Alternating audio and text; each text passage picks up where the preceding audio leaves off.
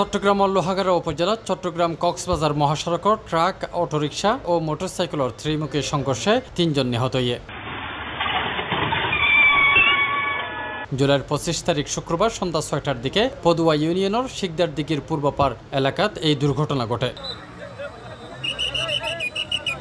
নিহত অলইলদের সাতকানিয়া উপজেলার সদর ইউনিয়নের বাহাদিরপাড়া এলাকার সিদ্দিক আহমদর ফুয়া মোহাম্মদ হুমায়ুন, মোহাম্মদ মামুন ও তার নিকটাত্মীয় করাইয়ানগর আকবরপাড়া গ্রামের আব্দুল সত্তারের ফুয়া মনির হোসেন। তারা ৩ জনই মোটরসাইকেল আরোহী আছিল বলে জানা গিয়ে।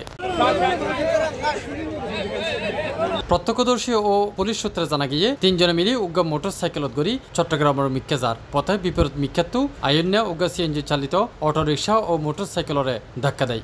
এতে ৩ জনই ছিটকি পড়ে যায়। এই সময় কক্সবাজারগামী উগ্গা মহিষ বোঝাই ট্রাক তারার ওয়ার্ড দিয়ে চলে যায়। এতে ঘটনাস্থলতেই ৩ জনের মৃত্যু হয়। C+ TV Chittagong.